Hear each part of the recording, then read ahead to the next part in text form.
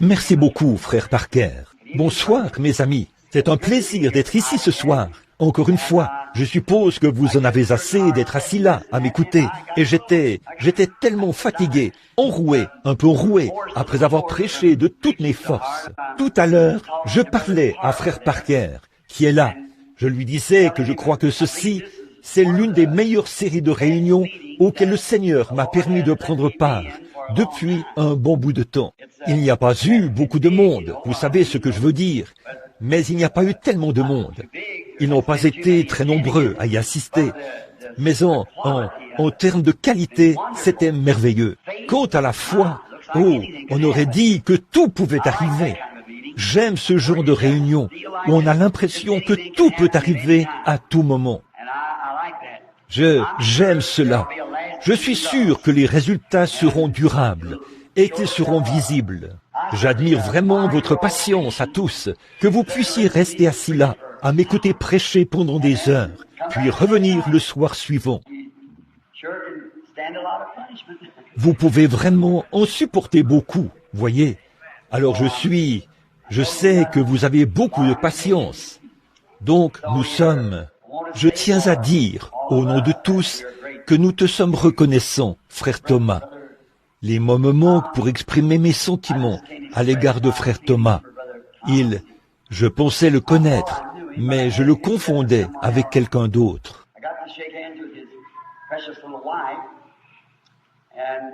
J'ai pu serrer la main à sa précieuse petite épouse. Ce sont vraiment des serviteurs de Christ. Et j'espère vraiment, si Dieu le veut, que nos chemins se croiseront encore de nombreuses fois dans cette vie. Si j'étais vous et que je vivais dans les parages, c'est son église que je fréquenterais. Donc, j'aime un homme qui...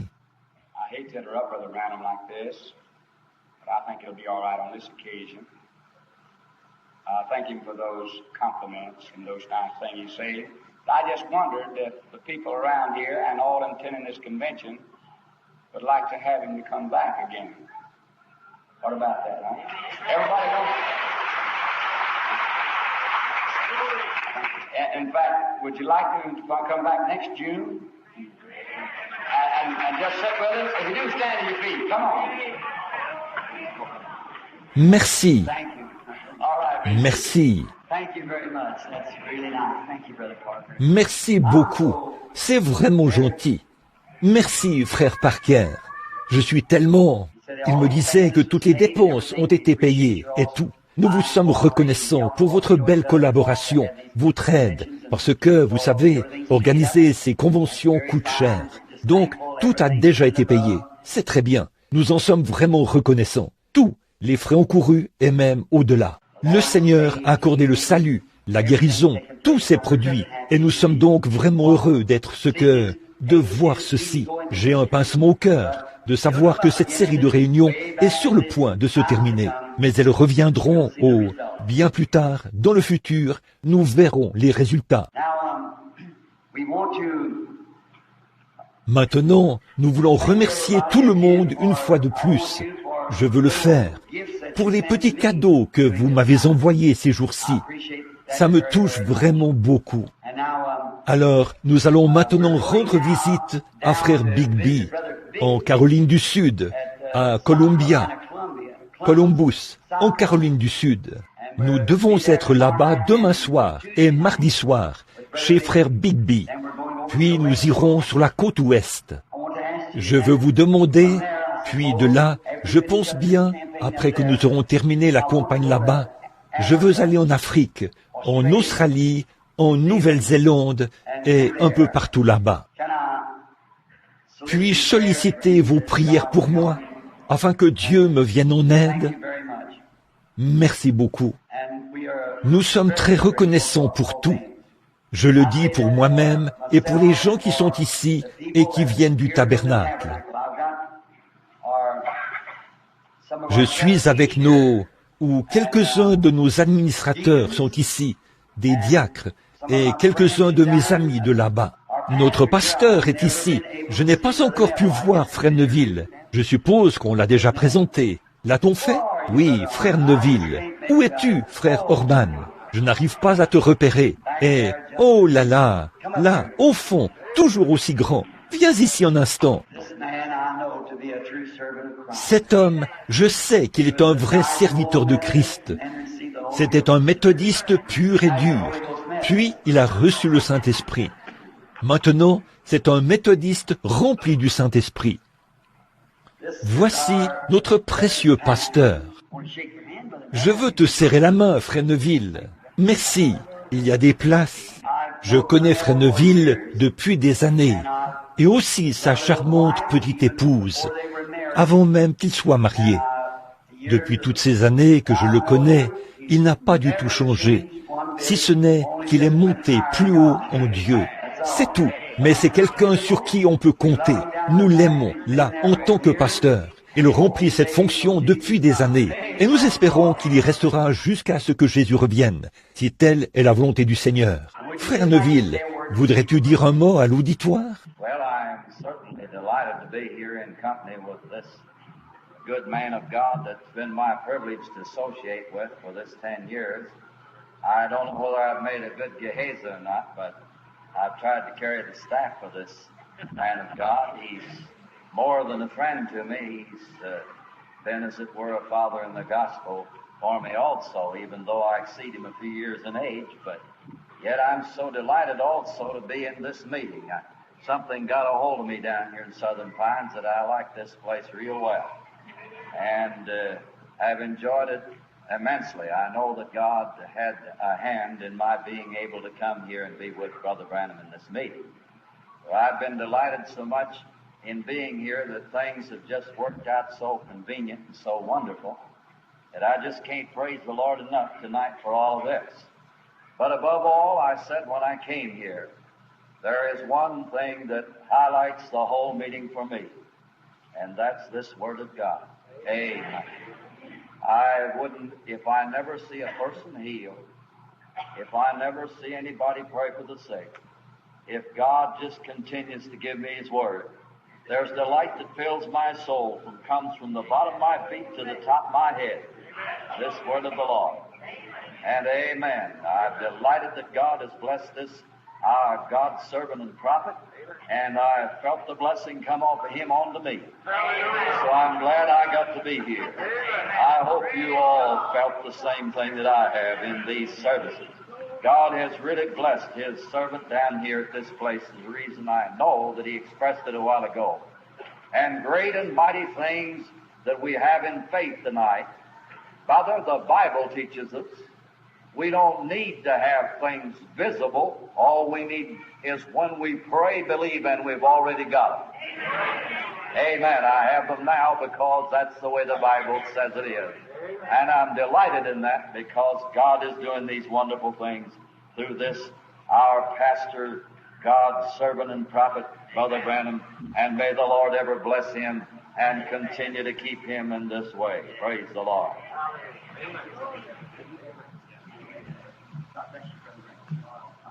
De tout notre cœur.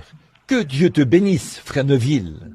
Bon, vous savez, quand on va à un pique-nique, si quelqu'un avait planté un petit arbre quelque part, eh bien on ne sait pas s'il est encore là ou pas, vous voyez, parce que ça a simplement été placé là, planté, ou quelque chose comme ça. Mais quand on sait qu'il y a là un vieux chêne, qui est resté bien vigoureux, on peut très bien envisager d'aller sous cet arbre se reposer. Ça, c'est frère Neville, toujours égal à lui-même. Il continue d'aller de l'avant. Donc, j'en suis vraiment heureux.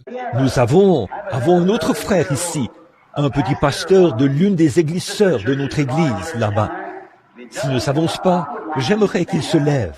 C'est frère Junior Jackson, un autre méthodiste rempli du Saint-Esprit.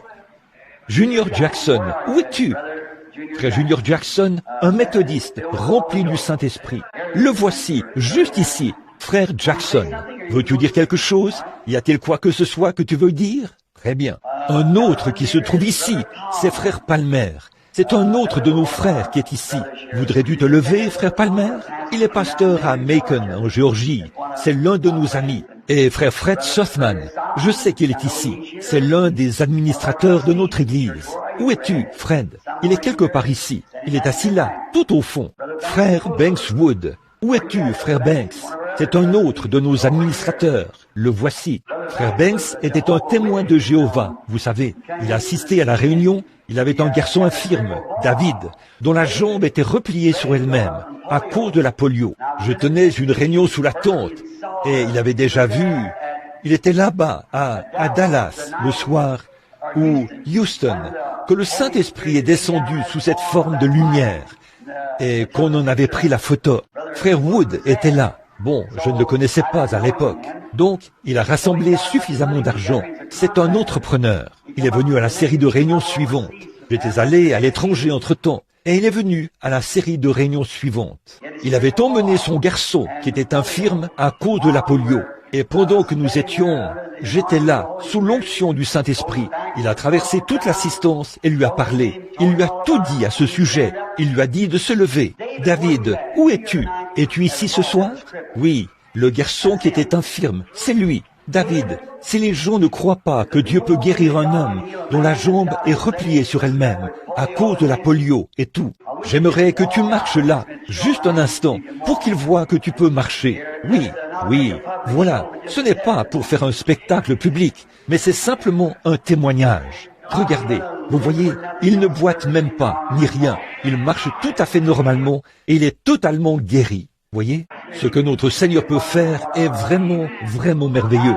Alors, s'il l'a fait pour lui, eh bien, il le fera pour quelqu'un d'autre. Voyez, bien sûr que oui. C'est juste que nous devons avoir ce genre de foi-là.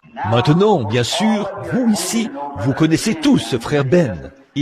Vous savez, c'est cet homme que vous pouvez entendre plus fort que tous les autres dire « Amen ».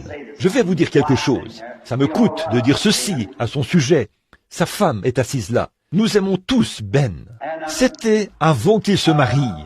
J'étais sur la côte ouest et ce jeune homme vient du sud de l'Indiana. J'étais là-bas sur la côte ouest un soir et je prêchais dans la vallée de San Fernando, là dans la vallée, chez les baptistes, sous une grande tente où il y avait plein de gens. Bon, ce sont des gens plutôt raffinés, vous savez, et je prêchais tout simplement. Tout à coup, j'ai entendu quelqu'un crier à tue-tête. Une touffe de cheveux noirs qui s'agitait. On aurait dit un Mexicain. Ses deux grands pieds levés en l'air. Et les mains comme ça. Je me suis arrêté. J'ai dit, Ben, comment as-tu donc fait pour te retrouver ici? Il était là. Que Dieu te bénisse, Ben.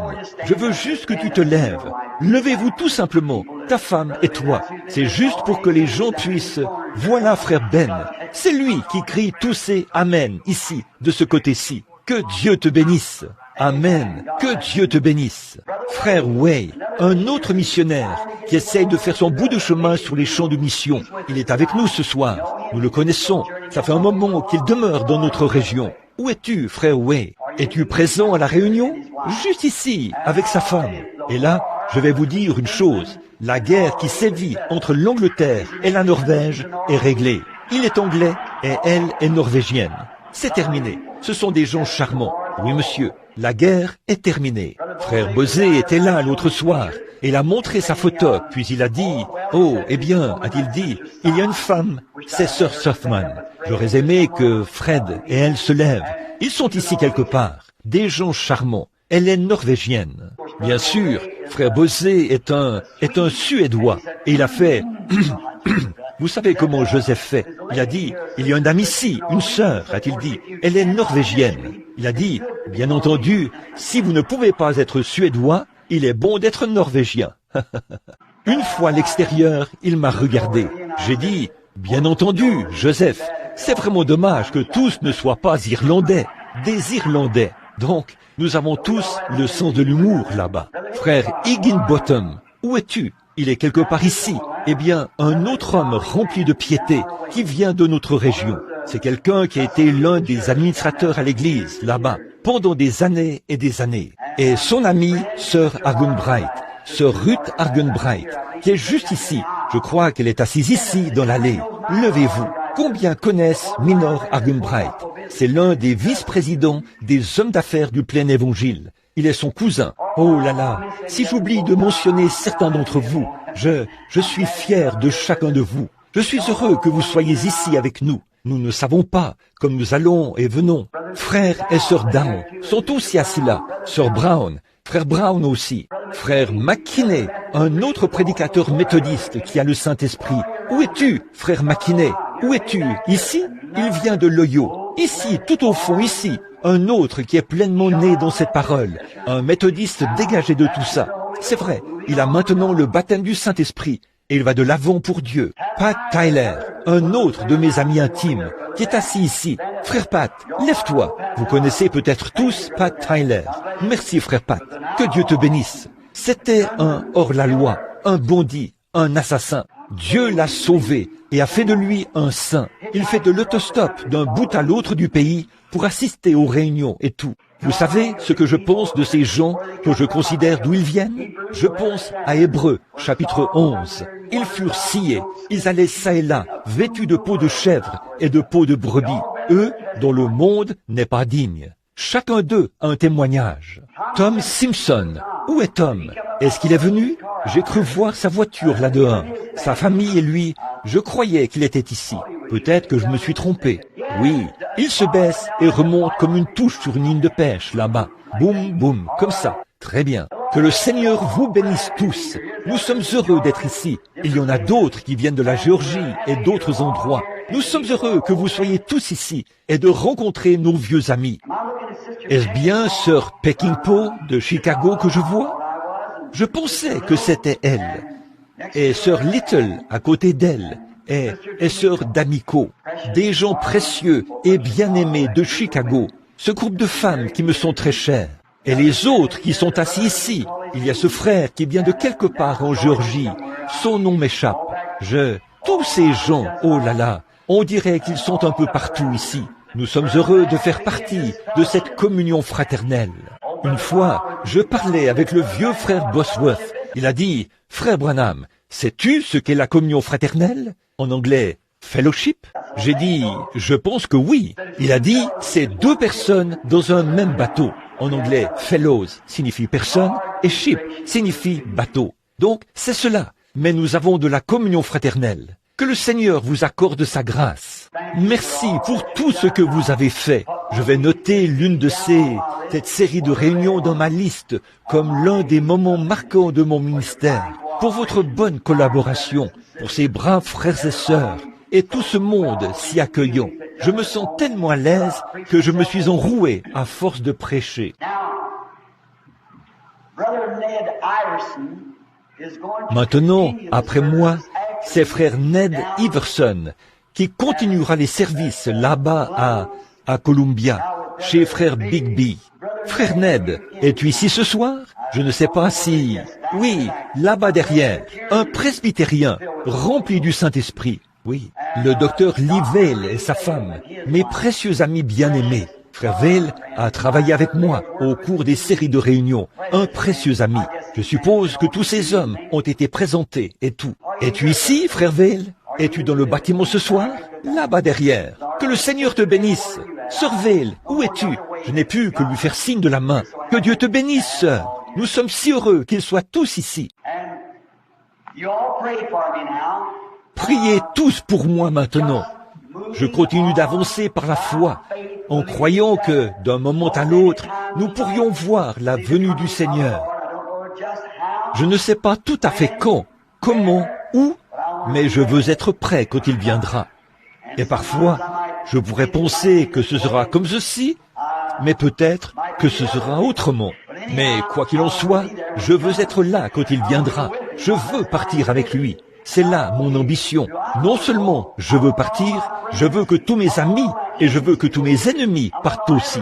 Je veux que tout le monde parte. J'ai eu une petite vision où je ne veux pas appeler cela un ravissement. Je n'avais jamais eu une vision comme celle-là. Je me tenais là-haut en train de regarder. Je me suis retourné pour me regarder. Ça s'est passé récemment. Beaucoup d'entre vous l'ont lu dans les magazines et tout. Mes amis, vous ne pouvez pas vous permettre de manquer ça. Ne le faites surtout pas. Donc, il y a un endroit là-bas. J'étais là-bas, exactement comme je me tiens ici. Et je m'étais retourné pour me regarder. J'ai déjà eu des visions. Les visions, je sais ce que c'est. Si c'était une vision, c'était la vision la plus étrange que j'ai jamais eue. Là-bas, j'ai vu des gens, ceux qui étaient partis de l'autre côté. Je les ai vus là-bas. Les vieux étaient jeunes. Ils se tenaient là. C'étaient des êtres humains exactement comme moi. mais sans péché. C'était au-delà de la perfection, sublime. Il était impossible de décrire ce que c'était. Et quand j'ai su que je devais revenir, il n'y avait qu'une seule raison pour laquelle j'allais revenir. Essayez de persuader les gens. Quoi que vous fassiez, ne manquez pas cela, ne manquez pas cela, ne manquez pas cela. Vous ne pouvez pas vous permettre de manquer cela. Tout le reste, mettez tout le reste de côté, mais préparez-vous pour cela. Voyez, quoi que vous fassiez, j'irai sur les champs de mission cet hiver, si le Seigneur le veut, à mon retour de ces voyages. Alors, soyez en prière pour moi. En effet, ici, c'est facile. De temps en temps, on voit un esprit impur venir dans une réunion pour essayer de déranger. Mais là-bas, ce sont des sorciers et des démons. Vous avez intérêt à savoir de quoi vous parlez. J'y ai certainement fait face. En effet, ce sont des démons, et ils vous défieront sans hésiter. Mais, oh, comme pas une seule fois, je le dis, la main posée ici sur ma Bible, pas une seule fois. Et vous savez, vous pouvez imaginer le nombre de fois où cela a été défié partout dans le monde. Dieu n'est pas entré en scène et n'a pas déchiré les rideaux et n'a pas montré qu'il est Dieu, exactement comme il l'était du temps d'Élie. Il est toujours Dieu. Oui, pas une seule fois. C'est pour ça que certains d'entre vous, des ministres, viennent m'inviter à aller dans leurs églises. J'attends jusqu'à ce que je me sente conduit à y aller. Alors, si je viens simplement en mon propre nom. Si je viens comme ça, c'est juste par amitié pour vous. Mais quand je me sens conduit à venir, là, je peux venir au nom du Seigneur Jésus. Dès que je pose les pieds hors de l'avion, cela m'appartient.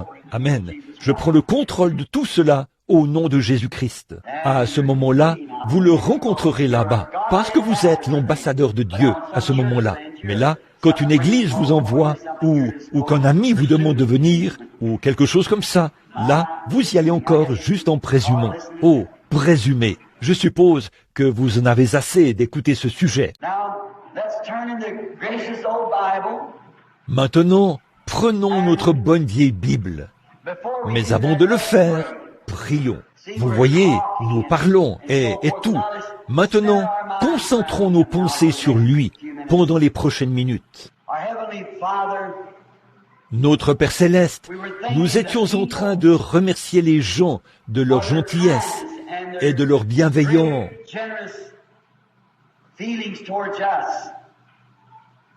et généreux sentiments vers nous et combien nous les apprécions. Et maintenant, Père, nous voulons te remercier avant tout, car c'est toi qui as fait ceci, Seigneur. C'est toi qui nous as bénis et qui nous a permis de nous asseoir ensemble dans les lieux célestes, en Christ. Satan aurait perturbé et gâché notre réunion. Mais tu nous as tant aimés que tu nous as tous permis de nous rassembler pour communier autour de la parole. Nous en sommes tellement reconnaissants, ô Dieu, même si je suis un peu enroué à cause d'une voix fatiguée. Seigneur, j'ai vraiment passé des moments merveilleux, alors que je ressentais ton esprit bénir mon âme. La parole, ne manquant de rien, coulait comme des fleuves, au point où tout ce que j'avais à faire, c'était de m'asseoir.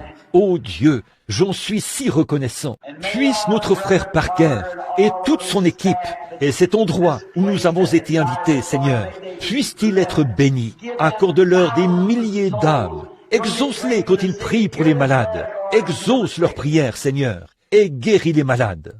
Et quand ils essayent de faire quelque chose en ton nom, honore cela, Seigneur. Donne-leur le fruit de l'esprit et donne-leur le grand désir de leur cœur, Seigneur, des âmes comme salaire. Quand ce jour-là, quand nous nous tiendrons là devant toi, puissent les âmes venir de partout et entourer de leurs bras ce précieux homme rempli de piété et son équipe. Si tu n'étais pas resté sur le champ de mission, frère Parker, nous ne serions pas ici. Ô Dieu, nous savons que c'est le désir sincère de tout vrai serviteur de Christ, de savoir qu'ils peuvent conduire de pauvres êtres humains perdus à un Christ qui sauve. Merci pour tout cela. Et maintenant, Seigneur, nous te prions à présent de bénir chacun. Bénis les prochaines réunions qui auront lieu partout. Accompagne chaque foyer. Sois avec eux ce soir, au moment où nous partirons d'ici pour aller dans nos différents foyers. Sois avec nous en chemin. Reste au volant. Éloigne de nous l'ennemi, Seigneur. Je te prie d'accorder ces choses. Maintenant, accorde-nous le désir de notre cœur. Chaque demande ce soir est la mienne, Seigneur. C'est qu'une fois de plus, tu rompes pour nous le pain de vie ce soir. S'il y en a ici qui ne sont pas sauvés, sauve-les. S'il y en a qui ont besoin du baptême du Saint-Esprit, puissent-ils venir ce soir. S'il y en a qui sont malades, guéris-les. S'il y en a qui sont abattus, donne-leur la joie. Accorde-le, Seigneur. Bénis ta parole maintenant, alors que nous la lirons. Puisse l'auteur nous en donner le contexte. Nous le demandons au nom de Jésus. Amen. Jean, chapitre 1, 35 à 41. J'aimerais lire ces précieuses paroles. Et le lendemain, Jésus était encore là, avec 2 de ses disciples. Excusez-moi, Jean était encore là, avec 2 de ses disciples. Et ayant regardé Jésus qui passait, il dit, « Voilà l'agneau de Dieu ». Et 2 disciples, les 2 disciples l'entendirent prononcer ces paroles, et ils suivirent Jésus. Jésus se retourna, et voyant qu'ils le suivaient, il leur dit, « Que cherchez-vous » Ils lui répondirent, « Rabbi », ce qui signifie « Maître ». « Où demeures-tu » Venez, leur dit-il, et voyez. Et ils allèrent, et ils virent où il demeurait, et ils restèrent auprès de lui ce jour-là. C'était environ la 10e heure. André, frère de Simon-Pierre, était l'un des 2 qui avaient entendu les paroles de Jésus, ou de Jean, et qui avait suivi Jésus. C'est lui qui rencontre le premier son frère Simon, et il lui dit, « Nous avons trouvé le Messie », ce qui signifie Christ. Et il le conduisit vers Jésus. Jésus l'ayant regardé dit, « Tu es Simon, fils de Jonas. Tu seras appelé Céphas, ce qui signifie Pierre. » Maintenant, puisse Dieu ajouter ses bénédictions à cette parole. Alors, ce soir, si le Seigneur le veut, je veux en tirer un mot, 2 mots, que je veux utiliser de cela. Les 2 mots que je désire utiliser sont « intéressé » et « convaincu ». Bon, comme nous le savons, c'est évident pour nous tous que nous assistons maintenant à un grand refroidissement dans toutes les nations. Au début, quand j'ai commencé, les réunions soulevaient beaucoup d'enthousiasme. Les gens étaient dans des réunions de prière partout.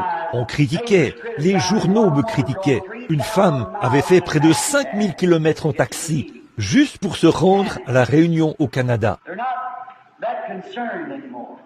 Les gens ne sont plus intéressés à ce point-là. On dirait qu'il y a eu une apostasie.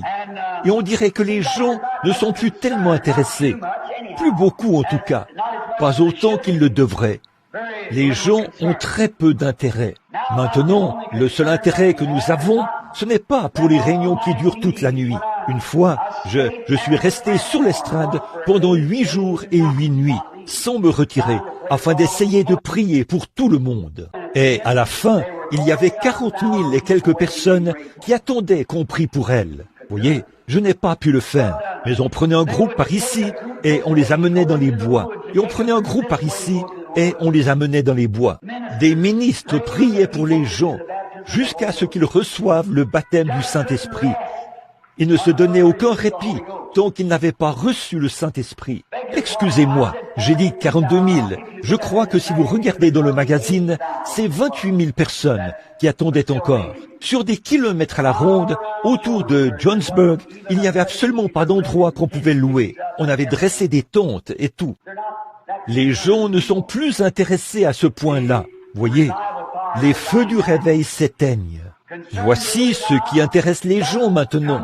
Venez juste adhérer à l'Église. Ou, ce qui intéresse vraiment, c'est soutenir un programme évangélique à la radio ou une émission de télévision où on fait une sorte de spectacle. Pour la bonne cause, bien sûr, certainement. De grands bâtiments, on construit de grandes écoles et tout, comme ça. On dirait que c'est là où il y a de l'intérêt maintenant. Les gens ont en quelque sorte perdu la vision de la prière, de la détermination, comme ils l'avaient autrefois. Il s'est passé quelque chose. J'aimerais bien savoir ce qui s'est passé. Et maintenant, ils ne semblent pas être intéressés par... On peut visiter telle église ou faire un appel à l'autel. Autrefois, les gens se précipitaient à l'autel. J'ai connu l'époque où, pendant que je prêchais, avant même que je puisse terminer ma prédication, l'autel et les allées étaient remplis de gens.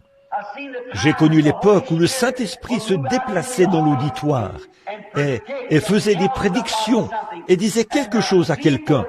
Et les gens étaient étonnés et s'évanouissaient dans leur siège.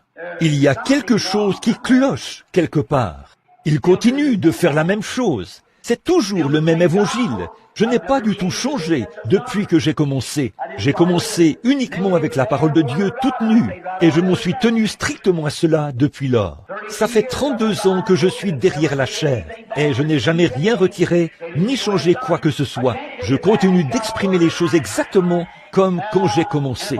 Je ne peux pas me rétracter. C'est la parole de Dieu. Et si je le dis exactement comme c'est dit ici, la prochaine fois, je devrais dire la même chose. Parce qu'ici, c'est écrit comme ça, ici, voyez. Donc, je ne peux rien faire d'autre à ce sujet. Et le Saint-Esprit fait encore la même chose.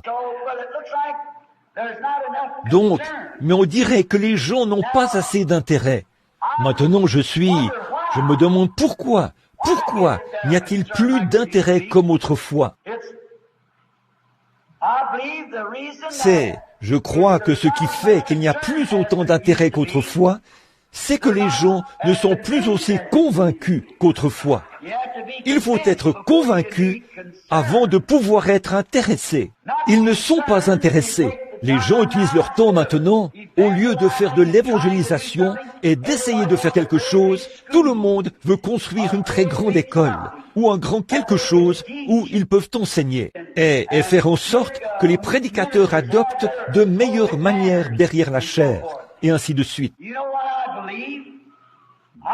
Vous savez ce que je crois? Je crois que les gens ne sont pas convaincus que Jésus revient bientôt. Je ne crois pas qu'ils sont convaincus qu'il reviendra dans cet âge-ci.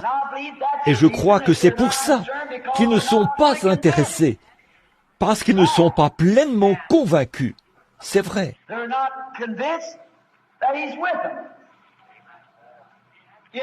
Ils ne sont pas convaincus qu'il est avec eux. S'il l'était, il reviendrait à la parole. C'est vrai. Et là, il se peut que bien des gens comprennent mal cela.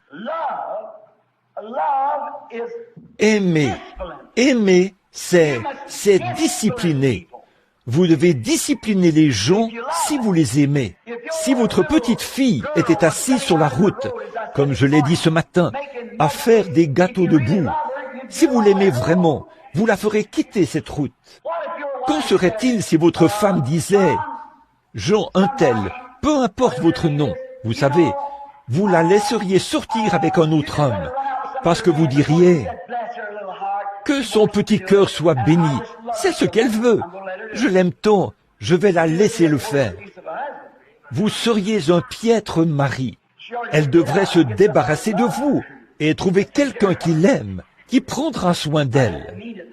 Ce n'est pas ce que je voulais dire, parce qu'on ne peut pas faire ça. Mais ce à quoi je veux en venir, c'est ceci. Qu'en est-il si Dieu avait dit à Ève, « Ma pauvre petite Ève, tu sais, tu es mon enfant. Tu n'avais pas l'intention de faire ça. » Bien sûr qu'elle n'avait pas l'intention de le faire. Certainement pas. Mais elle l'a fait. Et nous savons qu'elle l'a fait. Nous en voyons encore les résultats. Mais voyez-vous, il l'aimait. Et il fallait qu'il tienne sa parole envers elle. Et il faut que Dieu tienne sa parole envers nous. Donc, il faut que nous obéissions à sa parole. Et quand nous obéissons à sa parole, et que là, nous le voyons confirmer ce qu'il a dit qu'il ferait, alors nous sommes convaincus, c'est vrai, que la parole est vraie. Eh bien, quand nous voyons, nous apportons, il n'y a pas longtemps, ce grand évangéliste a eu affaire à un Mahométan. Vous l'avez lu dans le journal, comme moi.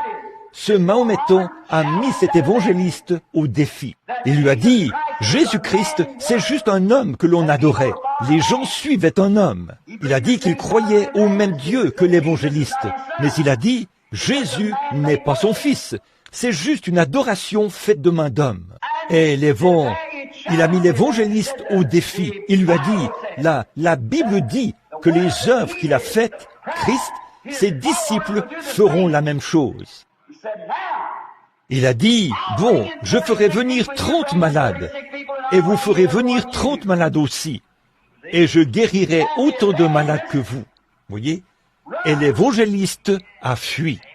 Il a pris la poudre d'escampette. Si j'avais été cet évangéliste, je crois que si je n'avais pas eu assez de foi pour le faire, je n'aurais jamais laissé cet incroyant se tenir là. J'aurais dit, je connais l'un des nôtres qui a la foi pour le faire. Pourquoi? Vous devez premièrement être convaincu que c'est Dieu. Ensuite, vous savez où vous vous tenez. C'est vrai. Soyez premièrement convaincus. Ensuite, vous serez intéressés. Bien que les gens prétendent que Dieu est avec eux, ils sont. Ce n'est pas tout. Maman avait l'habitude de dire, les actions parlent plus fort que les paroles. Certainement, vous devez agir là-dessus, croire cela, être convaincu, et ensuite, vous serez intéressés. Jésus a dit, si tu m'aimes, paie mes brebis. Bon, c'est là que je pense que nous avons beaucoup échoué. C'est de paître ces brebis. Si tu m'aimes, paie mes brebis. Aujourd'hui, c'est presque ton mes brebis. On les amène là où on les dépouille de tout ce qu'ils ont et on leur demande de s'engager à donner leur maison, toute leur pension de vieillesse et tout le reste. Vous parlez d'une tonte. Jésus n'a jamais dit cela. Ce matin, frère Parker a dit, Dieu aime son peuple. Il aime ses brebis. Il a dit, paie-les. Et les brebis doivent avoir de la nourriture de brebis. Il n'a jamais dit, instruis mes brebis. Il a dit, paie-les, non pas les instruire. Paie-les. Donne-leur de la nourriture de brebis. La nourriture de brebis, qu'est-ce que c'est? Le pain de vie. Jésus est le pain de vie. L'évangile, la vérité. Prêchez-le sans faire de compromis. Alors vous savez que quand vous aurez à répondre de leur âme au jour du jugement, en tant que ministre de l'évangile, vous pourrez vous tenir là et dire, c'est ce qui était écrit dans la parole. Nourris-les de la vérité. Paie mes brebis. Quant à Jean, il était vraiment intéressé, puisqu'il savait que le Messie viendrait dans son âge. Jean-Baptiste le savait. Alors il savait que le Messie viendrait dans l'âge où il vivait. Mais quand il est sorti du désert, il n'a pas fondé d'école. Il n'a pas fondé d'université. Il n'a pas fondé d'organisation.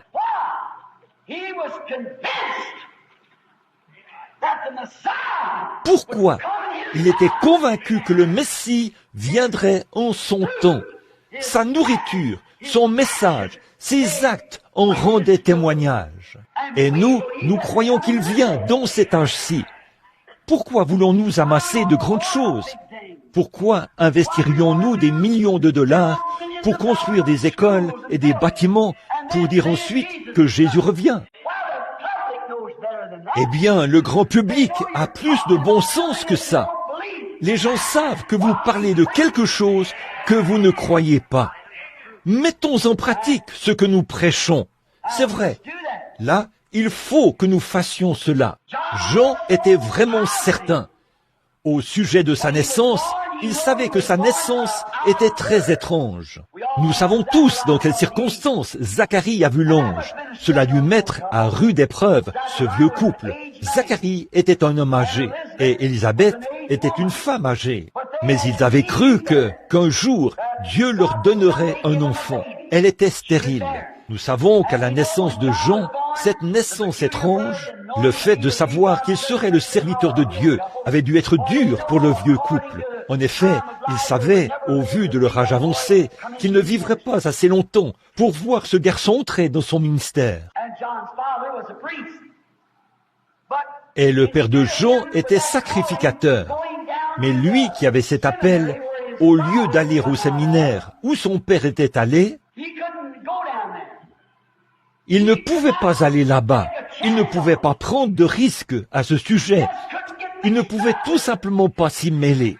Car il avait vu dans l'Écriture qu'il devait être la voix de celui qui crie dans le désert.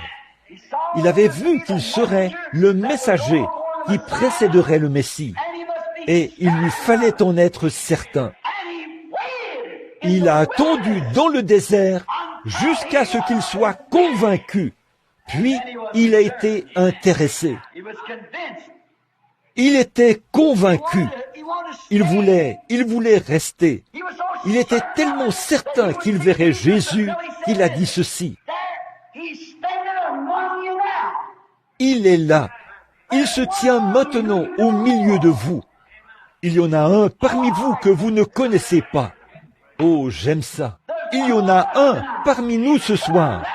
Mais je suis heureux que nous le connaissions. Je crois que c'est lui qui rend témoignage. Le glorieux Saint-Esprit rend témoignage que Jésus revient bientôt. Car c'est conforme à la parole. Et tous les signes sont en train de s'accomplir. Nous sommes au temps de la fin. Il ne voulait pas rester et là faire une erreur. Alors il est resté dans le désert jusqu'à ce qu'il soit convaincu qu'il savait comment reconnaître le Messie. Et Dieu lui a montré le genre de signe qu'il devait surveiller quand il verrait le Messie. Alors, quand il l'a vu et qu'il a vu le signe qui était censé l'accompagner, il était convaincu que c'était lui.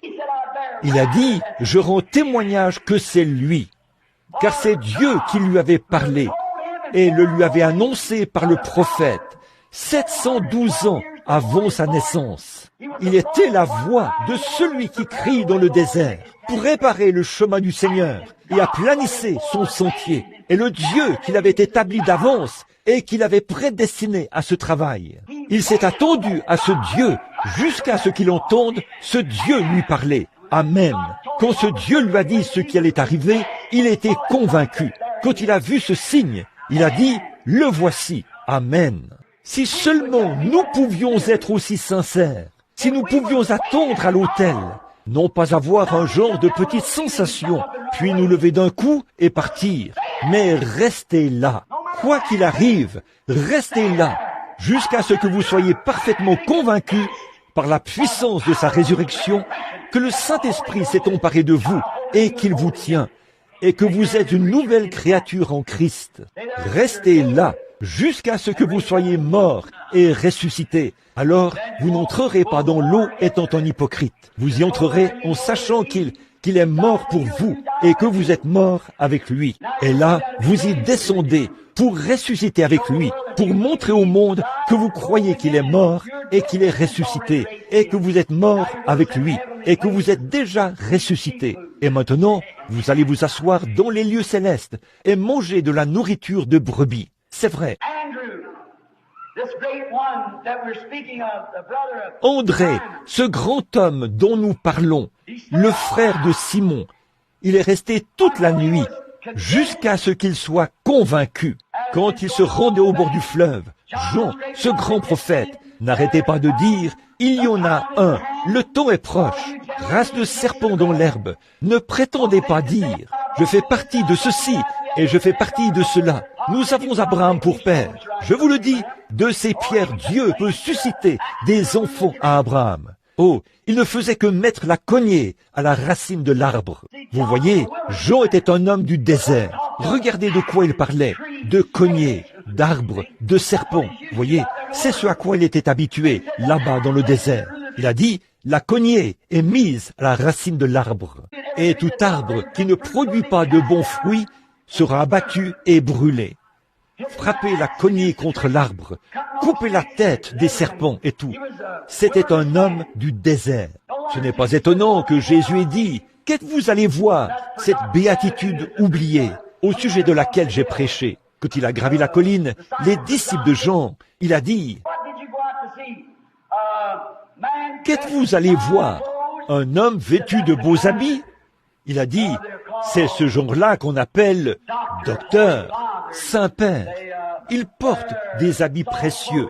Ils embrassent les bébés, marient les jeunes et enterrent les vieux. Il se sert d'un canif. Un homme comme lui, que peut-il bien connaître du maniement d'une épée à deux mains sur le champ de bataille? Êtes-vous allé en voir un? Certains ont dit, alors, êtes-vous allé voir un roseau agité par le vent, ou tout petit groupe qui peut venir vous faire changer de ceci à cela et de ceci à cela?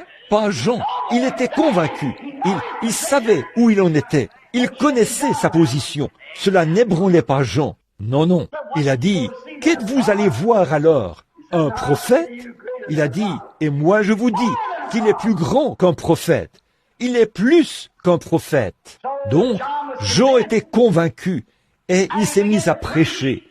Et André assistait aux réunions. Ainsi donc, quand Jésus est passé et que là se trouvaient André et un autre disciple, Jean l'a désigné et a dit, voici l'agneau de Dieu qui ôte le péché du monde. Et ils l'ont suivi. J'aime ça.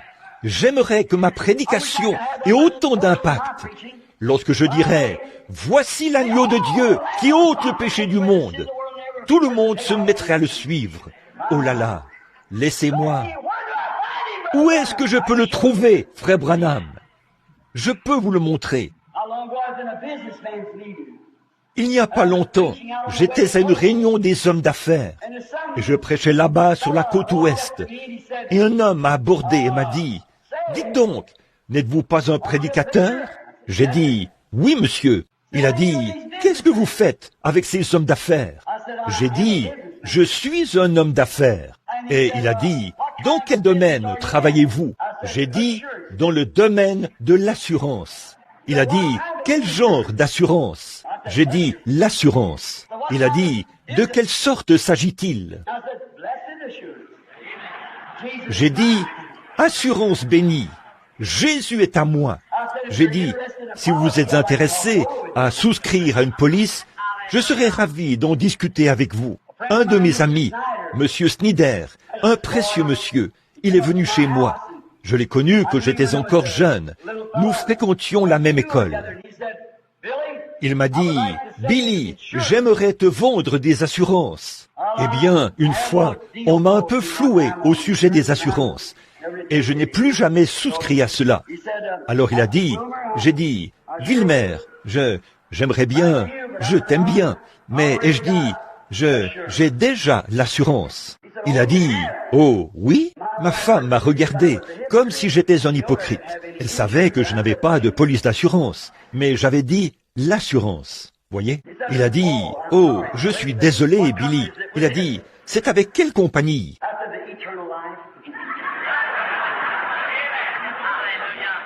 J'ai dit, « La vie éternelle. » Il a dit, « Je ne crois pas avoir déjà entendu parler de cette compagnie. » J'ai dit, « Tu devrais. » Oh, je suis convaincu que c'est vrai. C'est vrai. Alors Jean a prêché et a dit, « Le voici, l'agneau de Dieu qui ôte le péché du monde. » Quand je le vois se mouvoir dans un auditoire, s'arrêter autour d'un pécheur ou d'une personne malade et leur parler là, sachant que c'est Dieu lui-même, quiconque a un peu de jugeote saurait que je ne peux pas faire cela. J'aimerais dire, « Voici l'agneau de Dieu qui ôte le péché du monde. » J'aime entendre les gens dire, « Je crois cela, je me repens maintenant de mes péchés, je crois en Jésus-Christ. » Oh, comme j'aime les voir faire cela. Et ses disciples ont directement suivi Jésus. Il a promené le regard, il les a vus, et il a dit, « Que cherchez-vous » Ils ont dit, « Rabbi », ce qui signifie « maître ». « Où demeures-tu » Il leur a dit, « Venez et voyez. » Voilà une merveilleuse invitation. Venez et voyez. J'aime ça. C'est ce que Philippe a dit à Nathanaël. Quand Nathanaël a dit, « Peut-il venir de Nazareth quelque chose de bon ?» Il a dit, « Viens et vois. Et donc, venez et voyez ce qu'il en est. Ne restez pas chez vous à critiquer. Venez et voyez. Voyez-vous? Venez voir vous-même. Maintenant, il est dit que c'était le soir. Alors André est resté toute la nuit. Oh, c'est une bonne façon de faire. Il est resté jusqu'à ce qu'il soit convaincu. Au vu de ce que cet homme lui avait dit ce soir-là, ce qu'il lui avait dit ou ce qu'il avait fait. Quelque chose avait complètement convaincu André qu'il était le Messie. J'imagine que très tôt le lendemain matin, il a pris son manteau et son chapeau et est descendu au fleuve, parce que Pierre était censé y être pour pêcher. Il lui a dit, « Viens voir celui que nous avons trouvé, c'est le Messie. » Il était convaincu. Une fois qu'il était parfaitement convaincu que c'était le Messie, il s'est intéressé à son frère. Voilà ce qui cloche ce soir. Les gens ne sont pas convaincus du message. Les gens ne sont pas convaincus du Saint-Esprit. Si vous êtes vraiment convaincu, alors vous serez intéressé. Vous ferez tout votre possible pour faire tout ce que vous avez à faire à ce sujet. Vous dites, eh bien, frère Branham, je ne suis pas prédicateur. Eh bien, vous aussi, vous pouvez faire quelque chose. Je me souviens d'une fois où j'avais une réunion. Il y avait un fermier qui avait été sauvé et qui avait été rempli du Saint-Esprit. Tout ce qu'il avait, c'était son expérience et un camion. Mais il y a transporté tant de gens pour les emmener à la réunion que 30 autres personnes ont été remplies du Saint-Esprit avant. Pourquoi? Il était convaincu. Une fois qu'il était convaincu, il a été intéressé. Sa petite fille a été guérie. Tous les soirs, nous avions des malades, un camion rempli de malades. Il les amenait de partout. 30 personnes ont reçu le Saint-Esprit. Vous voyez, il était convaincu que c'était vrai, alors il s'est intéressé à quelqu'un d'autre. Et si nous sommes convaincus que Jésus revient bientôt, nous nous intéresserons aux gens qui sont perdus. Nous ferons tout notre possible pour répandre l'Évangile. Un soir, Jacob a passé toute la nuit à lutter. Ce prince qui luttait, il avait lutté toute la nuit. Il avait esquivé Ésaü ici et là. Il avait une peur bleue de lui.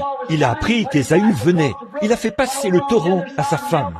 Il a traversé de l'autre côté et s'est agenouillé. Vous savez, Dieu est descendu et s'est emparé de Jacob. Et ils ont lutté toute la nuit. Donc, au début, il n'était pas entièrement convaincu. Mais une fois que Dieu en a eu terminé avec lui, il était convaincu. Oui, il est resté et a tenu bon jusqu'à ce qu'il soit convaincu que c'était Dieu.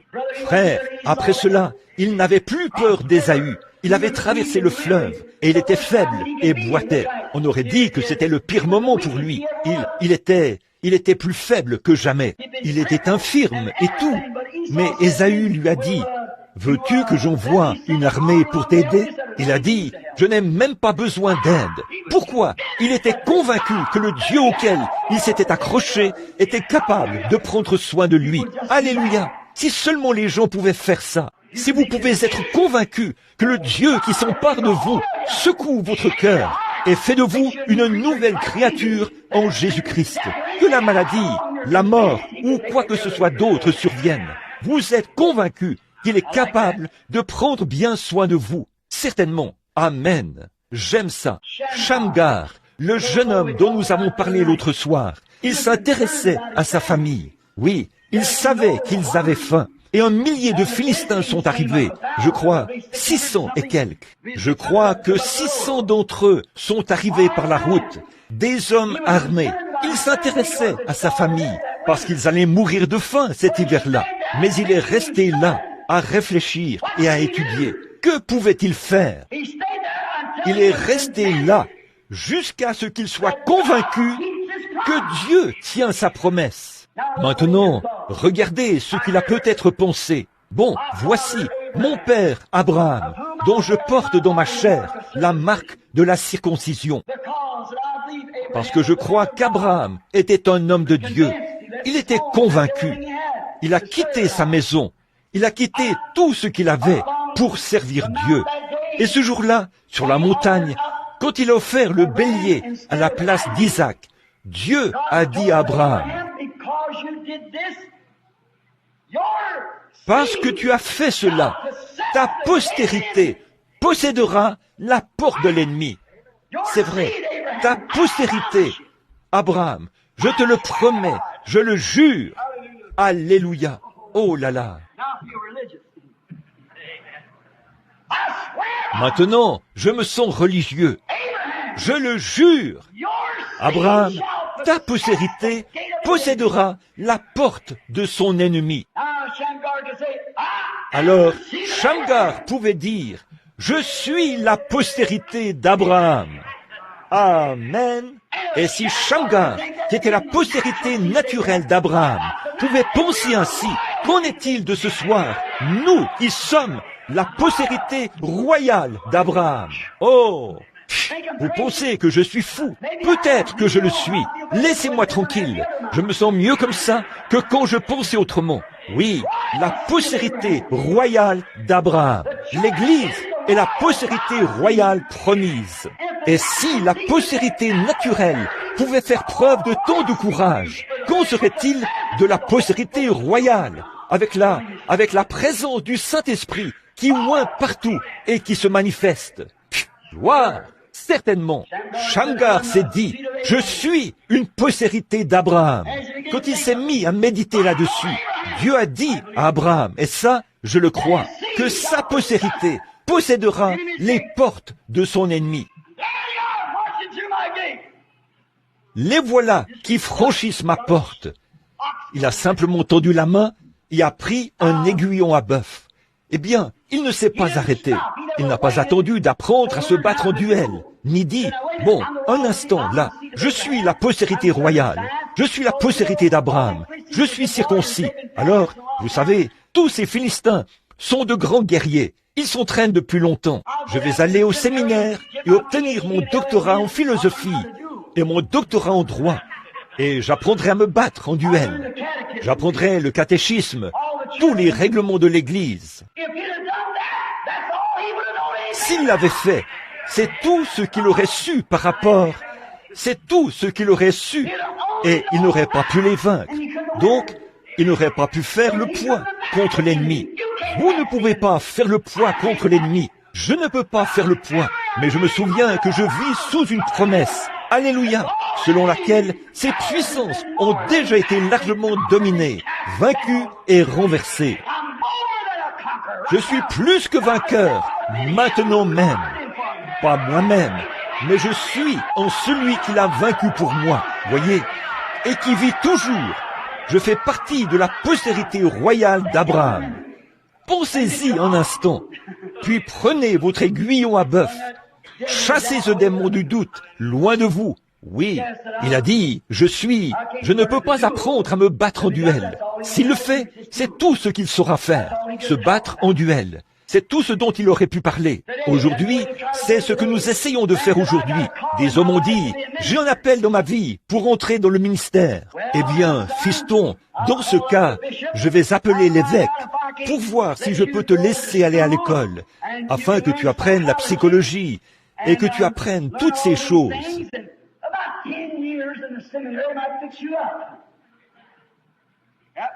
Une dizaine d'années au séminaire pourrait t'y préparer. Ça le fera certainement. Ça le préparera de sorte qu'il ne puisse plus jamais se relever. Comme c'est différent aujourd'hui, la manière dont on envoie un ministre, en comparaison de ce que c'était dans l'Église primitive.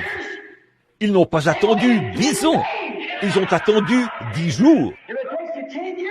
S'il vous faut 10 ans pour être convaincus, ils ont été convaincus en 10 jours. Amen. Il se peut qu'ils soient convaincus par rapport à la psychologie, mais il vous faut posséder la genoologie.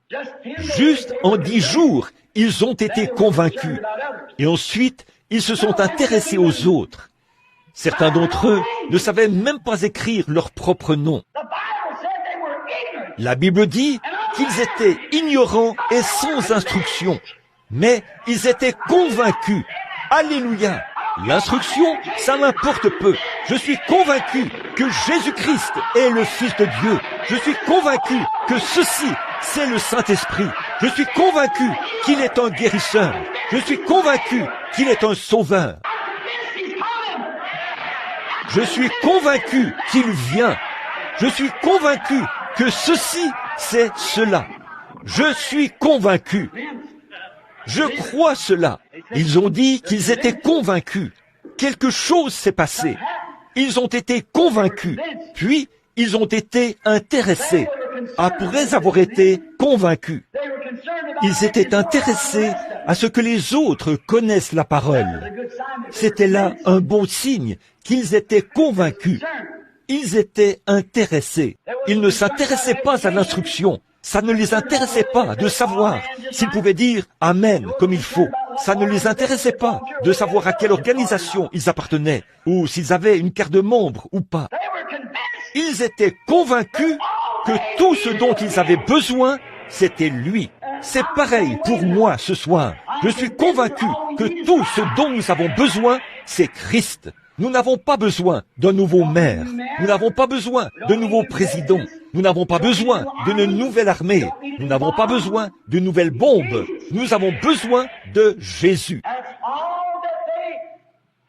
Voilà tout ce dont ils étaient convaincus.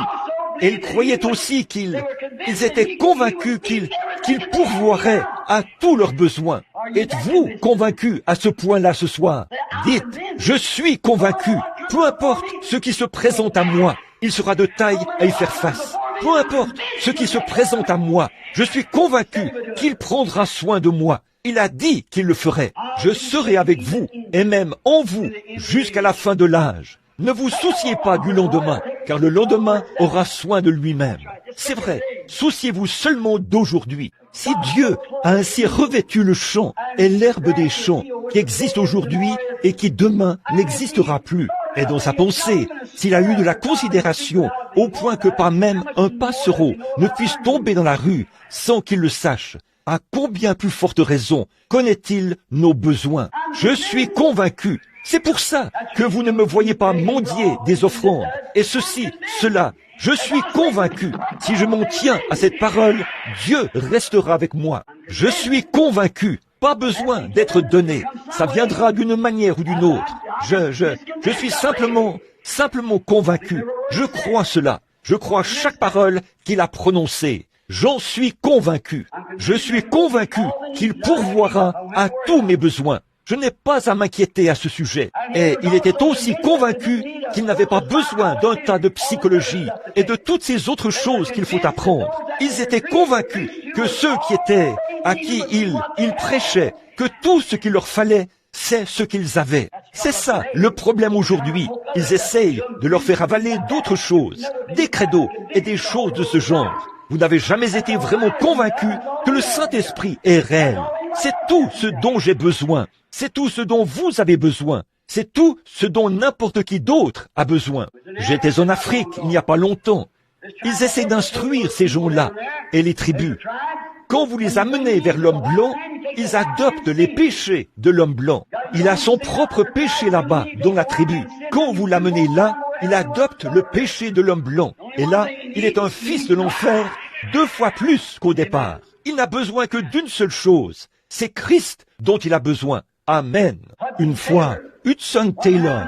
Vous n'avez jamais entendu parler de Hudson Taylor, le grand missionnaire en Chine? Il y avait un jeune Indien. Il avait été sauvé et il a dit qu'il était appelé au ministère.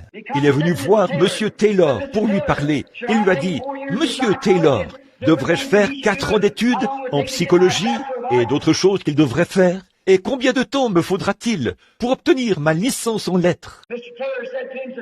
Monsieur Taylor lui a répondu, il a dit, Fiston, ne brûle pas la chandelle à moitié avant de commencer. Non, c'est aussi ce que je pense.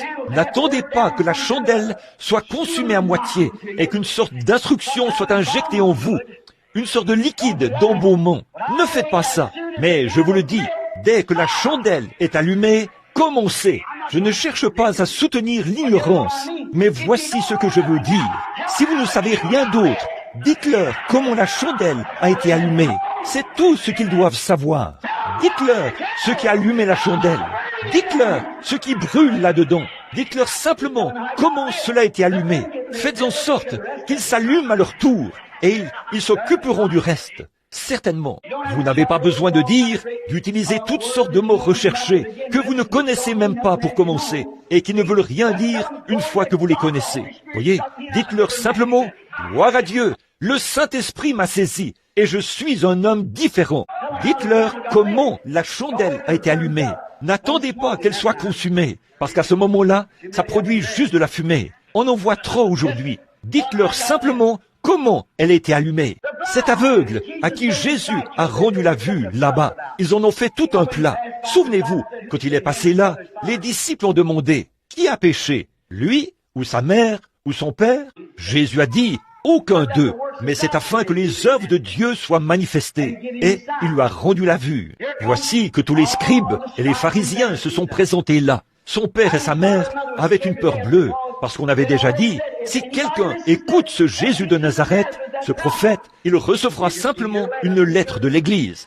Vous êtes excommuniés. Ils n'ont pas du tout changé sur ce point. Vous voyez, c'est pareil. Si quelqu'un l'écoute ou assiste à ces réunions, il est immédiatement exclu de l'Église, pour commencer. On efface tout de suite votre nom du registre. Alors, ils sont allés chercher son père et sa mère et leur ont demandé, « Est-ce bien votre fils ?» Ils ont répondu, « Oui, c'est notre fils. » Ils ont dit, « Nous savons que c'est notre fils et nous savons qu'il est né aveugle. » Eh bien, ont-ils dit, « Comment a-t-il recouvré la vue ?»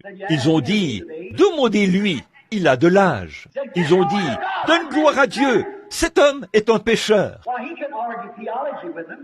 Voyons, ils ne pouvaient pas discuter de théologie avec eux.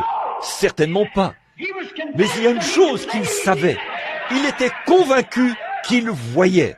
Il a dit, s'il est un pécheur ou pas, je ne sais pas. Je ne sais pas de quelle école il est sorti, ni rien à ce sujet. Mais voici un bon argument que j'ai. C'est que j'étais aveugle et je suis convaincu que je peux voir. Parce qu'il m'a dit que c'était possible et je l'ai écouté. Alléluia! C'est pareil pour moi. Autrefois, j'étais aveugle, mais maintenant, je vois. Autrefois, je ne pouvais pas voir ceci. J'étais un pécheur. Il m'a ouvert les yeux. Autrefois, j'étais aveugle. Maintenant, je vois. Il avait un bon argument, certainement, à tel point qu'ils n'ont pas pu trouver d'argument au retour. Pourquoi? Il était convaincu qu'il voyait. Il était convaincu que... Il a dit, c'est bizarre ça. Vous vous présentez tous ici comme des chefs religieux de la nation. Et vous dites que vous ne savez pas d'où vient cet homme. Et pourtant, il a accompli sur moi un miracle qui ne s'est jamais produit dans le monde. C'est étrange, ça. Frère, je crois que c'est un assez bon théologien, là. Pourquoi? Il était convaincu. Il y a quelque chose qui l'avait convaincu. Il était aveugle, et là, il voyait. David, lorsqu'il est venu vers l'armée de Saül, alors que Goliath était dans le camp d'en face, David était le plus petit de tous. Goliath était le plus grand. C'est Saül qui aurait davantage fait le poids contre lui. Saül mesurait environ 2 mètres, je suppose, ou plus, peut-être 2,50 m. Il dépassait d'une tête tous les hommes de son armée. David était le plus petit de tous ces gens, et il était le seul qui n'avait pas reçu de formation. Mais frère, il était convaincu. Gloire! Voyez, j'aime l'aspect que j'ai. Remarquez, il n'avait pas reçu de formation, il n'avait pas de lance, il ne savait rien de tout cela, et il n'était qu'un petit bout d'homme au teint rosé, mais il était convaincu, et il s'intéressait à une armée qui se donnait le nom de l'armée du Dieu vivant. Il était convaincu que le Dieu qui lui était venu en aide, alors qu'il se servait d'une fronde pour tuer un lion et un ours, pouvait certainement terrasser ce Philistin incirconcis. Il était convaincu, puis il s'est intéressé à l'armée. Peu importe combien il avait, si vous êtes convaincu, alors vous êtes intéressé. Mais vous devez d'abord être convaincu. Donc, il était convaincu. Je me souviens d'un soir, il faisait très chaud, il y avait beaucoup de frayeur. Il allait à la guerre. Oh, ses probabilités de réussite étaient très faibles. Il a prié. Il était étendu là, sous un mûrier. De l'autre côté, l'armée était déjà prête pour l'affrontement. Il s'est étendu sous ce mûrier. Au bout d'un moment, il a entendu venir quelque chose. Cela a continué et a traversé les mûriers, et c'est parti de l'autre côté. Il était convaincu, frère, peu importe ce qu'étaient ses probabilités de réussite, il était convaincu que Dieu marchait devant lui. Messieurs, si vous pouvez vous tenir ici ce soir, peu importe ce qui cloche chez vous, si vous pouvez sentir ce vent impétueux du Saint-Esprit vous traverser et vous dire « Je suis l'Éternel qui guérit toutes tes maladies, je te guéris maintenant ». Si vous pouvez être convaincu, frère, vous ne tenez pas compte du contact là dehors. Vous savez déjà que ça va arriver. Certainement, il était convaincu, puis il était intéressé. Samson se tenait devant les Philistins. Il n'avait qu'une mâchoire de mulet à la main. Il n'était même pas armé. Mais il était convaincu que le Dieu qu'il avait suscité était capable de tuer ces Philistins avec cette mâchoire de mulet. Et il en a tué 1000. Le prophète fugitif, Moïse, quand Moïse a été convaincu que c'était Dieu qui se trouvait dans ce buisson. Vous savez, Moïse n'avait jamais eu d'expérience avec Dieu. Il était bourré de théologie. Mais il s'était enfui. Mais quand il était convaincu que c'est Dieu qui se trouvait dans le buisson, car la voix qui avait parlé à partir du buisson lui avait cité l'Écriture, et il était convaincu que c'était Dieu. Et Dieu a dit, « Je serai avec toi ». Vous savez, il avait perdu tout intérêt quant au fardeau de l'Égypte. Ça faisait 40 ans qu'il était là-bas, et ses esclaves étaient au loin. Mais une fois qu'il était convaincu que c'était la volonté de Dieu de les délivrer, il était intéressé dès le lendemain. Voilà qu'il s'est mis à descendre la route. Pouvez-vous imaginer la scène? Là, Séphora, assise sur un mulet, le petit Gershom sur sa hanche. Un homme de 80 ans, la barbe pendait comme ceci, le crâne chauve qui brillait au soleil, un bâton tordu à la main. Il criait « Alléluia, je descends en Égypte pour prendre le contrôle ». Oui, cela peut vous faire agir bizarrement. Cela l'a peut-être fait agir bizarrement. Mais il était convaincu. Pourquoi? Je vais y aller avec toi, Moïse. Je vais prendre ce bâton qui est dans ta main et je vais délivrer mon peuple. Or, ce petit bâton tordu ne payait pas de mine. Mais frère, il était convaincu parce que la parole de Dieu y était attachée. Quand vous êtes certain que la parole de Dieu est avec vous et en vous, vous pouvez être convaincus. Les enfants hébreux, ils étaient convaincus qu'il était capable de tenir sa parole. Oui, aussi longtemps qu'ils s'en tiendraient à cela. Dieu leur avait dit de ne pas se prosterner devant des idoles. C'est exactement ce que Dieu voulait dire. Et ils étaient certains que s'ils ne se prosternaient pas devant cette idole, Dieu était capable de tenir sa parole. Ils étaient convaincus qu'il le ferait. Et alors, une fois qu'ils ont été convaincus de s'en tenir à sa parole, Dieu a été intéressé à prendre position pour eux. Une fois que vous êtes convaincus que ceci, c'est la parole de Dieu, Dieu est intéressé à se servir de cela pour prendre soin de vous. On l'essaye sur les champs de mission, à l'étranger et partout, quand on est convaincu que c'est vrai. Mais vous devez être convaincus. Ensuite, Dieu s'intéressera à vous. Mais il faut premièrement que vous soyez convaincus que c'est lui et qu'il tient sa promesse. Ensuite, Dieu est intéressé. Marc était convaincu que si Jésus demandait à Dieu, cela arriverait. Elle a dit, « Je ne me soucie pas de ce que les autres disent. Je ne m'en soucie pas. Même si ma sœur Marie n'y croit pas. Je ne crois pas, ne me soucie pas de ce que le rabbin dit. Mais Seigneur, si tu avais été ici, mon frère ne serait pas mort. » Et il a dit, « Même maintenant, je suis convaincu que si tu le demandes à Dieu, Dieu te l'accordera. Ça arrivera. Je vais tout de suite là-bas rouler la pierre. Je vais m'y préparer. Je suis convaincu. » Certainement. Je me souviens de mon père, là-bas dans le Kentucky, il y a des années. Toutes les récoltes brûlaient. Et le vieux prédicateur itinérant est arrivé.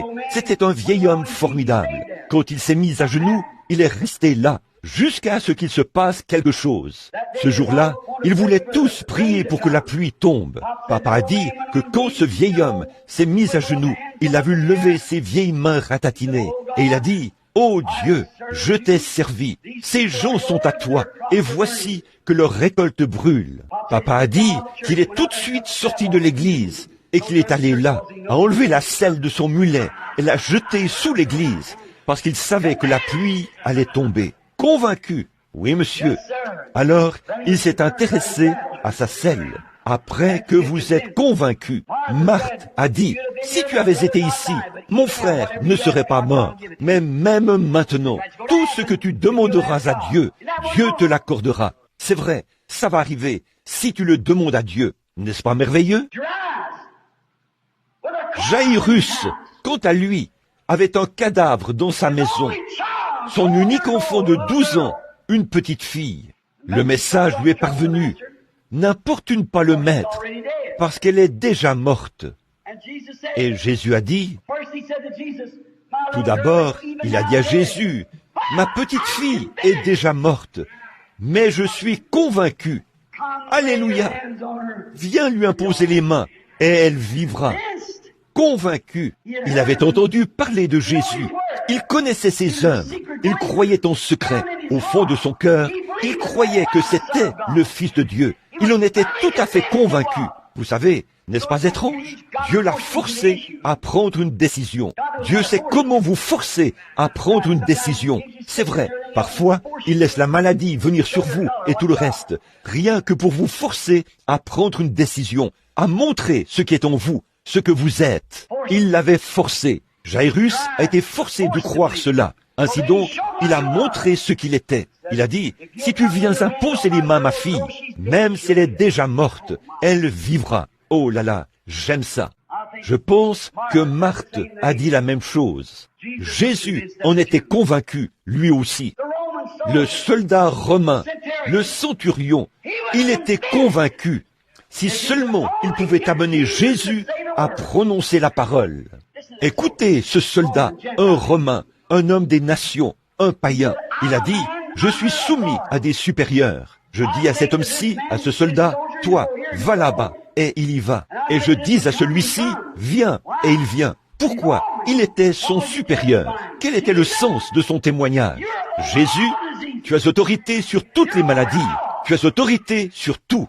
Si seulement je peux t'entendre prononcer la parole, mon serviteur vivra. Je suis entièrement convaincu.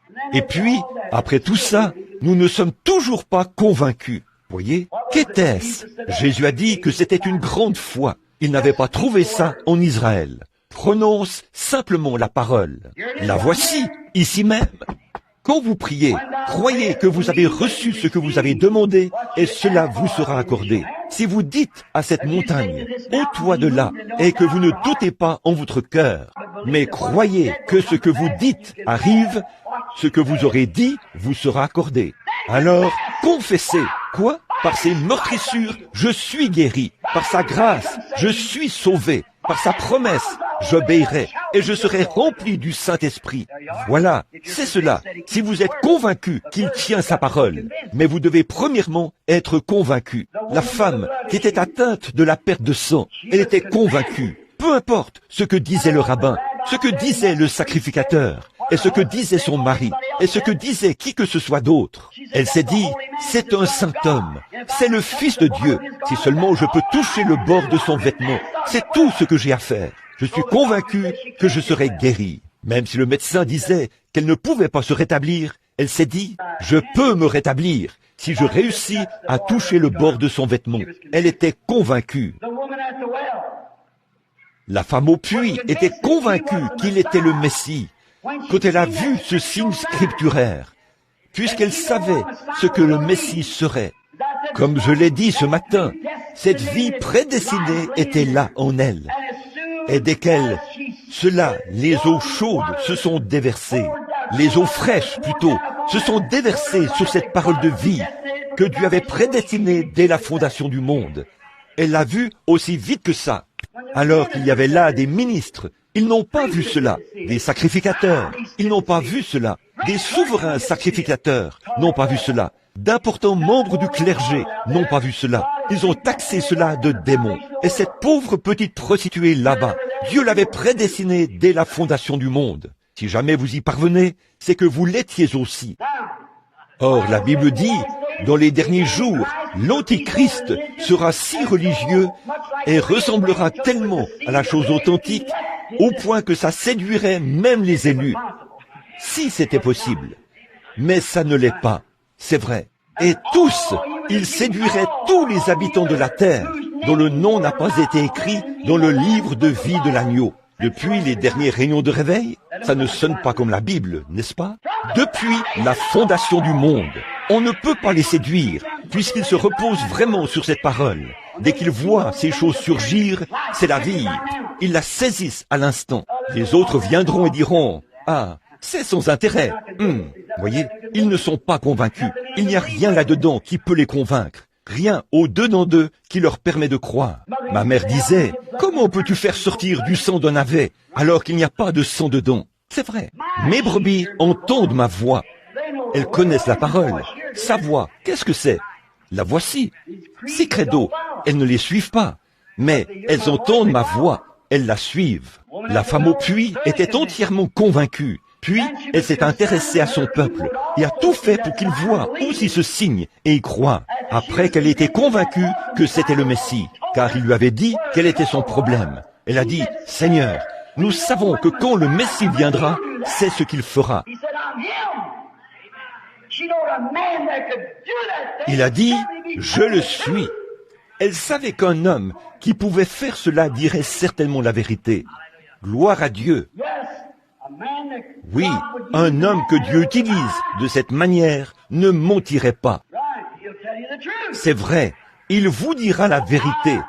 Il a dit, je le suis. Elle était si transportée de joie quand cette lumière a jailli sur cette parole, qu'elle est retournée en ville au pas de course. Elle était entièrement convaincue. Peu lui importait si cela lui était permis ou non. Elle s'est mise à courir dans la ville et à le raconter aux rabbins, aux sacrificateurs, et à tous les hommes dans la rue, à tous les marchands et dans toutes les épiceries. Et partout dans les rues, elle s'est mise à témoigner. Venez voir un homme qui m'a dit ce que j'ai fait. Prenez votre Bible, vérifiez dans le rouleau. N'est-ce pas la vérité que c'est le Messie lui-même? Elle était convaincue. Elle se lèvera au jour du jugement et condamnera des milliers de personnes ici aux États-Unis. Certainement. Vous savez, Jésus a dit, la reine du Midi se lèvera au jour du jugement et les condamnera, parce qu'elle est venue entendre un don de sagesse qu'avait Salomon, le discernement. Et il a dit, il y a ici plus que Salomon. Certainement. Mais les gens ne croyaient toujours pas en lui. Certainement. Elle était convaincue. Elle voulait que son peuple soit convaincu. Voyez, après avoir été convaincue, elle s'est intéressée à son peuple. Elle savait que c'était le Messie. Elle savait que c'est ce que la Bible disait que le Messie ferait quand il viendrait. Elle a dit, nous savons que le Messie, celui qu'on appelle Christ, quand il viendra, il nous annoncera ces choses. Mais tu dois être prophète. Jésus a dit, je le suis. Là, elle était convaincue, parce qu'elle savait que l'Écriture le disait. Et voilà, c'était là. Elle était convaincue, puis elle était intéressée. Elle est allée en parler à quelqu'un d'autre. Maintenant, Jésus était convaincu qu'il ressusciterait le troisième jour. Il était si convaincu qu'il a dit, « Détruisez ce temple, et je le relèverai le troisième jour. » Pourquoi? David, dans les Écritures, un prophète, sous l'inspiration. David était prophète, vous savez. David, sous l'inspiration, a prophétisé en ces termes. Je n'abandonnerai pas son âme dans le séjour des morts, et je ne permettrai pas que mon sein voie la corruption. Et il savait que dans les 72 heures, avant que la corruption s'installe dans ce corps-là, il ressusciterait. 72 heures, c'est 3 jours et 3 nuits. Il a dit, détruisez-le, et je le ressusciterai. Entièrement convaincu, c'est vrai, qu'il le ressusciterait. Il savait que les Écritures ne peuvent pas faillir. Alléluia! Je suis convaincu qu'il est le même hier, aujourd'hui et éternellement. Je suis convaincu du ministère et du message que je prêche. Je suis convaincu que c'est la vérité. Je suis convaincu que ces visions viennent de Dieu. Je suis convaincu que nous vivons dans les derniers jours. Je suis convaincu que cet esprit qui est sur moi en ce moment, c'est le Saint-Esprit. Gloire! Je suis entièrement convaincu. Je suis convaincu que la voix du Saint-Esprit est la bonne voix. Je suis convaincu que la voix de la Bible est la vérité. Je suis convaincu que Jésus-Christ est celui qui est ici en ce moment. Je suis convaincu que si nous croyons en lui, à cette minute même, je suis convaincu qu'il guérira tous les malades en un instant, en un clin d'œil. Je suis convaincu qu'il répandra le Saint-Esprit sur ce lieu, au point qu'un cri éclatera. Et qui sait ce qui pourrait alors arriver? Je suis convaincu. Je le crois de tout mon cœur. Pas parce que je suis un homme âgé. Je prêchais ceci quand je n'étais qu'un jeune homme, quand j'avais à peine 20 ans. Je suis convaincu depuis ce jour où il est venu à moi à la rivière. Alléluia! Je suis convaincu qu'il est ici maintenant. Je suis convaincu que cette colonne de feu est la même colonne de feu qui était avec Israël dans le désert. Et c'est la même colonne de feu qui est avec l'Église aujourd'hui. Gloire! Je suis convaincu que c'est vrai. J'ai consacré ma vie à cela. J'ai quitté ma maison et tout le reste. J'ai tout donné pour cela. Je suis convaincu que c'est la vérité. Je suis convaincu qu'il est ici maintenant. Je suis convaincu que l'Esprit qui est ici maintenant, c'est le Saint-Esprit. Je suis convaincu que nous sommes baptisés en son Esprit maintenant même. Je sais que c'est la vérité.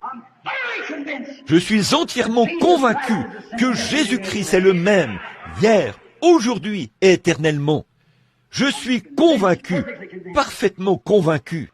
Cet ange est venu à moi là-bas et m'a dit ce qu'il avait fait. Je me suis tenu devant des païens, des milliers et des dizaines de milliers. Vous dites, n'avez-vous pas peur? Non, monsieur. Je suis convaincu que cela vient de Dieu. Je suis convaincu parce que c'était scripturaire. Je suis convaincu que c'est l'ange du Seigneur. Je le crois de tout mon cœur. Amen. Je suis convaincu que si nous demandions quoi que ce soit à Dieu, il nous le donnerait. Vous avez peur, c'est tout. N'ayez pas peur. Il est ici.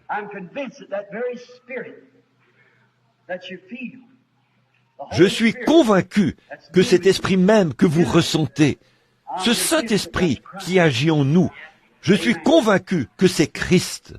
Amen.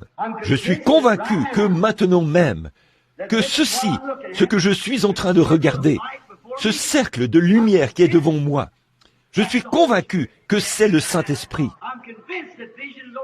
Je suis convaincu que cette vision est devant mes yeux. Je sais qu'il existe. Amen. Je défie tous les démons du monde à cette heure. C'est vrai. Il est Dieu. Christ n'est pas juste un prophète. Il est Dieu et rien de moins. Courbons la tête un instant. Je ne suis plus capable de prêcher. Quelle onction! Béni soit le nom du Seigneur. Je suis entièrement convaincu qu'il est Jésus-Christ, le même hier, aujourd'hui et éternellement. Père Céleste, je suis convaincu que c'est toi. Je te prie, ô Dieu, alors que je quitte cette estrade ce soir, de faire quelque chose de spécial. Prouve aux gens, une fois de plus, que c'est toi. Je te confie cet auditoire.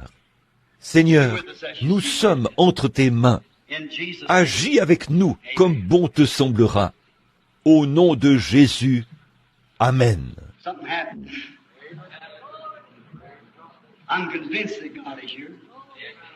Il s'est passé quelque chose. Je suis convaincu que Dieu est ici. Est-ce qu'il a distribué des cartes de prière? Y a-t-il des cartes de prière? Non. Nous n'en avons pas besoin. Je suis convaincu qu'il est ici. Vous croyez cela?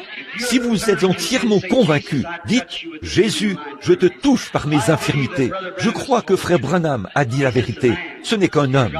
Tu es Dieu, mais je crois qu'il a dit la vérité, parce que c'est la parole. Fais que cela arrive, Seigneur. Fais qu'il me parle et qu'il me déclare des choses.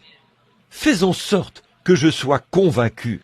Le voici, déjà présent dans la réunion. Cette dame qui est assise là, prie au sujet d'un problème de nervosité. Sa petite fille qui est avec elle souffre de déficience mentale. Allez-vous croire cela? Vous avez une mère malade à la maison. Ayez la foi. Ne doutez pas.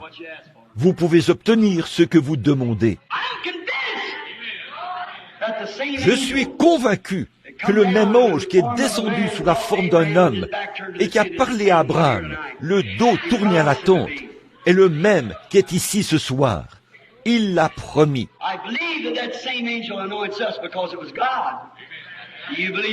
Je crois que ce même ange nous oint parce que c'était Dieu. Croyez-vous cela? Très bien. Sarah, ici quelque part, parlez à Dieu. Je suis convaincu, sœur. Je suis convaincu, frère. Je sais que c'est la vérité.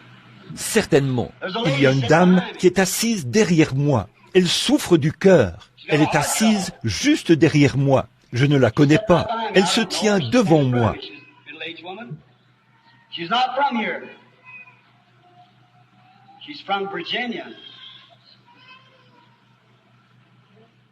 C'est une femme d'âge mûr. Elle n'est pas d'ici. Elle vient de la Virginie. Madame Fox, Jésus-Christ vous rétablit. Elle est assise juste ici. Voyons un peu. C'est elle, juste ici. Croyez.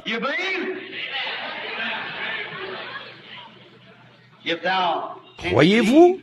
Si tu peux croire, tout est possible. Qu'en pensez-vous, madame? Vous et moi, sommes-nous des inconnus l'un pour l'autre? Vous croyez que je suis son prophète? Vous croyez? Vous avez des problèmes à la tête. C'est vrai.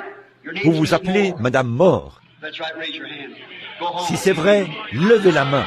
Rentrez chez vous. Soyez guéris.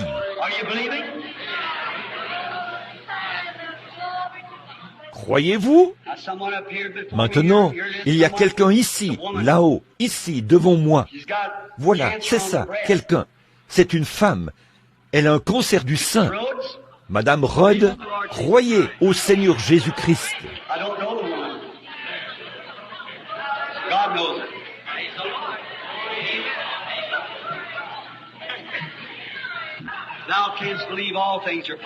Je ne connais pas cette femme.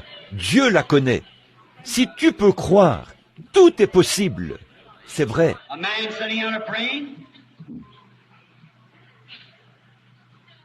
Un homme est assis là-bas.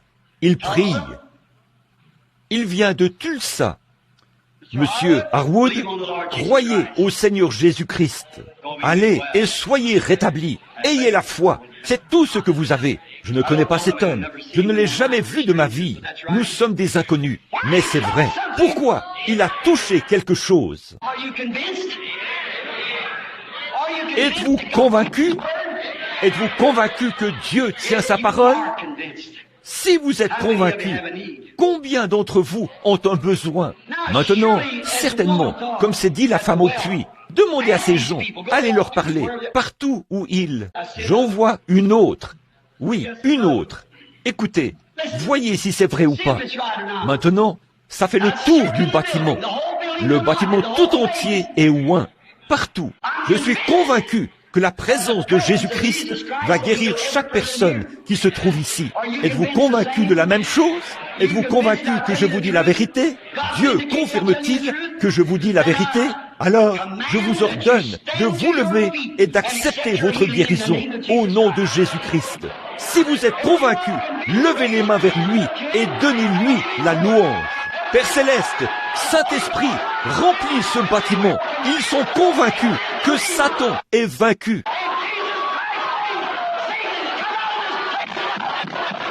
Au nom de Jésus-Christ, Satan, sort de ce lieu. Nous sommes convaincus que ceci, c'est la présence de Jésus-Christ. Cela se fera. Amen.